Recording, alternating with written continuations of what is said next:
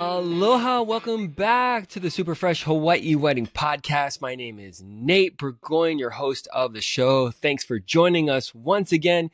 Today I'm going to be talking about a topic that is super important. We're going to be talking about wedding ceremonies, specifically outdoor wedding ceremonies, and I'm going to share with you 3 things that you need to know if you're having an outdoor wedding ceremony here in Hawaii. First, it might rain. That's right. Hawaii is a paradise. It's green, it's lush, it's gorgeous, and that comes from rain. So just be prepared for that. Rain could happen on your wedding day in Hawaii. There are certain sides of the island that are a little drier than others. So for example, if you're having your wedding ceremony on the east side of the island, there's a lot more rain potential on that side. If you're having your wedding ceremony on the west side, it's definitely more dry over there and hotter. So there are pros and cons to that. If you're having your wedding ceremony up on the North Shore, it's hit or miss. It could rain. It could not rain. It's gorgeous. It's beautiful. It's lush.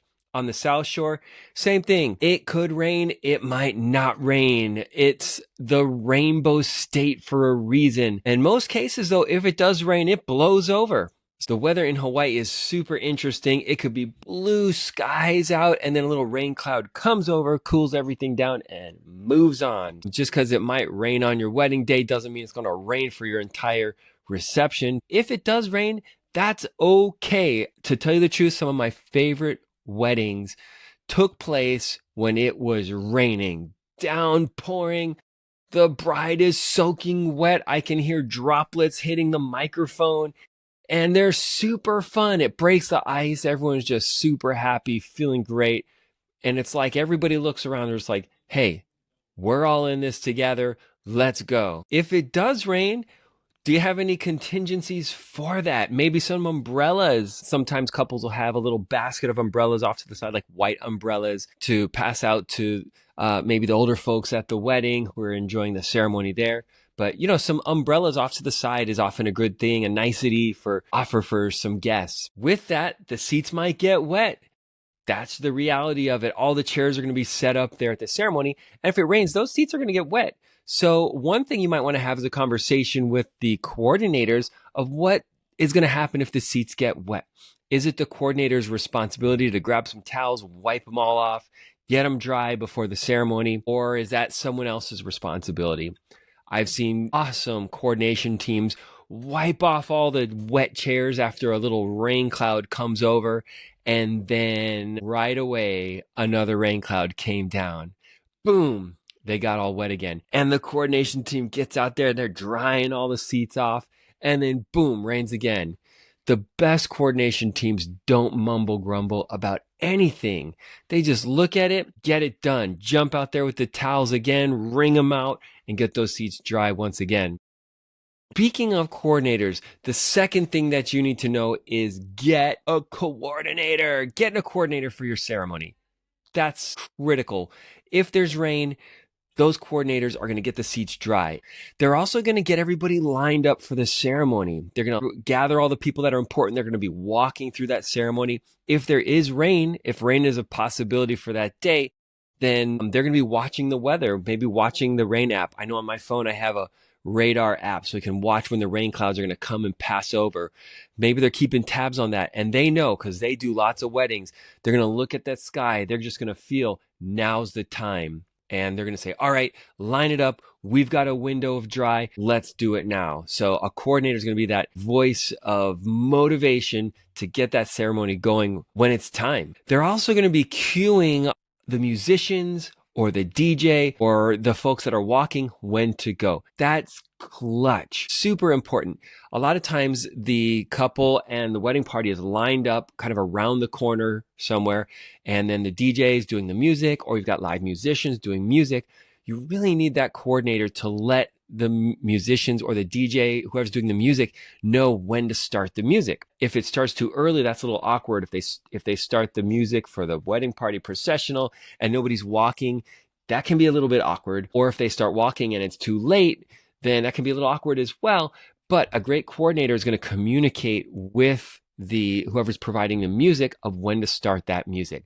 Now, that'll often require two coordinators, a team of at least two coordinators, one with the bride and the wedding party, and another one with the musicians or the DJ to let them know, okay, we got 5 minutes to go, or hey, slight delay, we need to fix the dress or whatever. Can you play some more background music while we're getting everything ready? We did a wedding recently where they had a string quartet. And so we were miking the string quartet so that could be amplified. And one of the challenges was the string quartet, because they're sitting playing their instruments, they're not looking around and seeing where people are walking, who's ready to walk, or when to start and stop music, because they're playing their instruments. They're looking at the music and getting that done.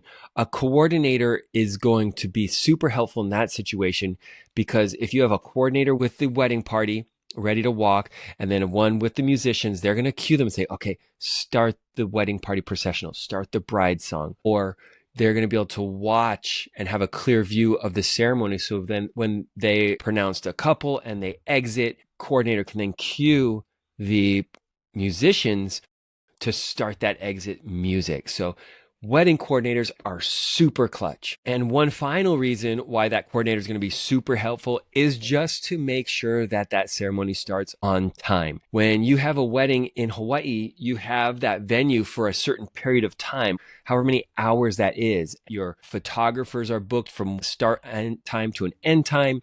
You have the venue for a certain period of time.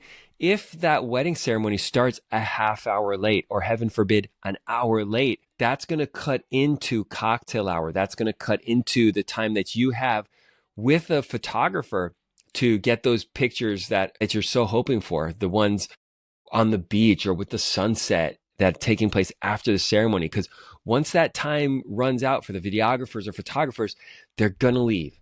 Right? So if you have that wedding coordinator, they're going to be watching the time, gathering the people so that ceremony can begin as on time as possible. The third tip I have for a successful wedding ceremony outdoors in Hawaii is to have a great microphone and sound system. You need to be mic'd. The only exception I would say where you could avoid a microphone would be if you have a wedding ceremony of less than 20 guests, you might be able to get away without a microphone. If you have over 20, that officiant needs a microphone. If you want the guests to hear the exchange of vows, to hear the officiant's words, a microphone needs to be there.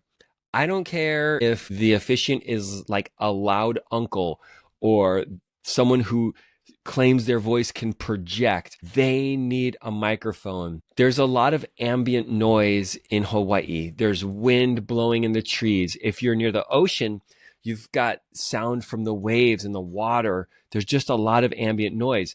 And that wind will carry the sound off in a direction that nobody can hear it.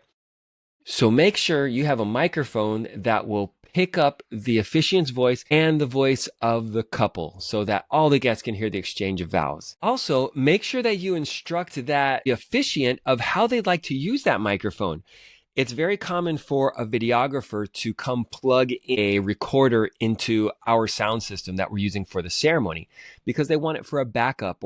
If the officiant isn't speaking into the mic, or if they turn it on and then turn it off and speak without the mic, and then turn it back on again and speak with the mic, then the videographers are not going to get the recording that you're hoping to get. So make sure that your videographers or you have that conversation with the officiant about how that microphone is going to be used. The aesthetics of a microphone are something that a lot of couples are worried about and thinking about, and for good reason as well. There are several ways to mic a wedding ceremony.